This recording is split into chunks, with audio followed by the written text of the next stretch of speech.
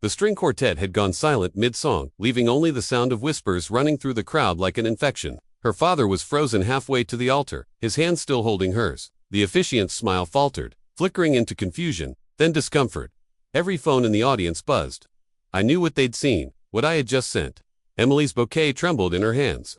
She turned, searching for me in the crowd. Our eyes met, her face drained of color. She opened her mouth, but no words came. I took a slow step forward. And then, loud enough for everyone to hear, I said, "Tell them, now." 6 months earlier, I didn't even know Emily Weston. I only knew her Instagram handle, at @MWestonLife, minus 247K followers.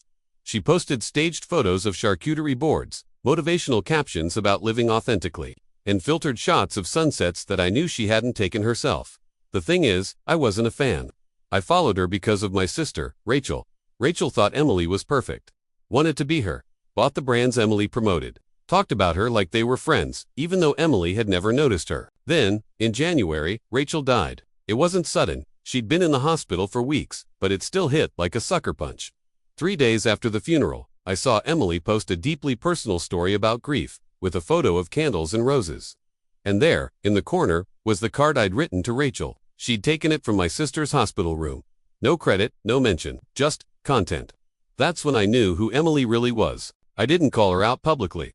Not yet. Instead, I messaged her. "That card you posted, where'd you get it?" She replied to hours later. "Sorry, just saw this.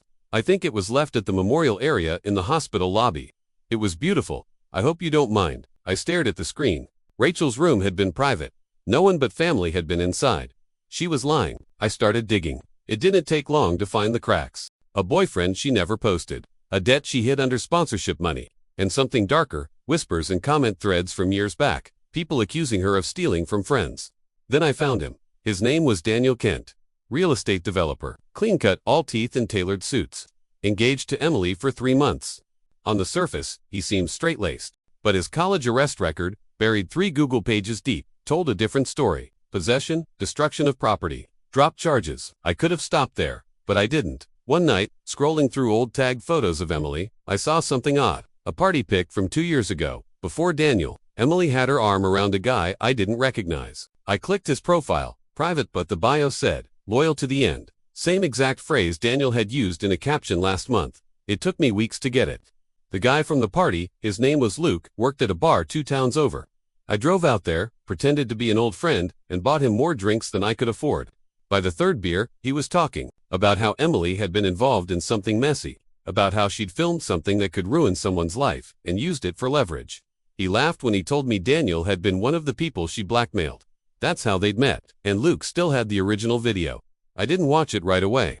Just knowing it existed made my skin crawl. When I finally hit play, it was worse than I imagined. Daniel, drunk, screaming at someone in a parking lot. The camera panned, and you saw the other person on the ground, bleeding. Emily's voice was behind the camera, calm, almost sweet. "You're gonna want to listen to me from now on."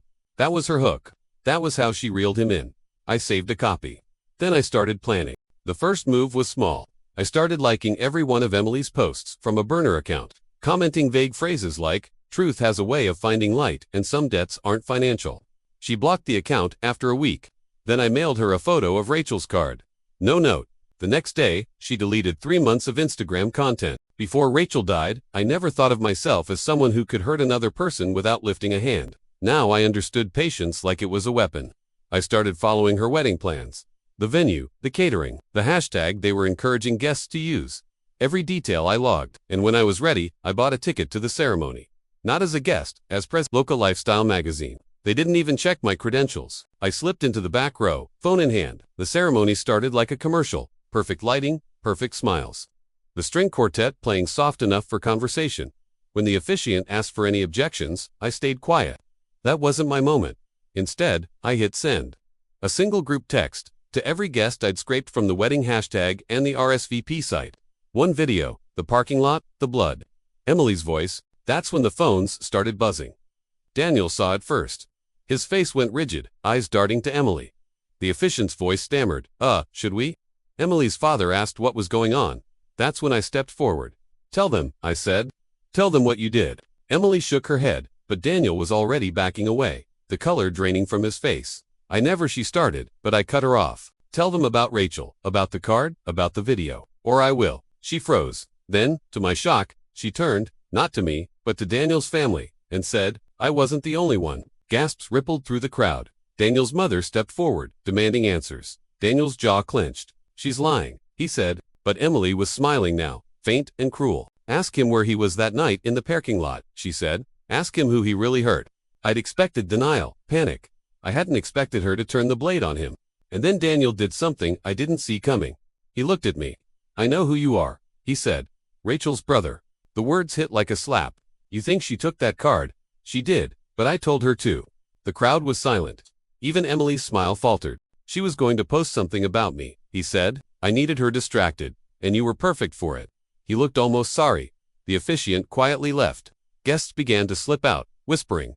Emily stood alone at the altar, hands shaking. Daniel walked away without looking back. I stayed where I was, watching her unravel. Because here's the thing, I hadn't sent the only copy of the video. There was another, and it was already scheduled to post. By the time she realized, the world already knew.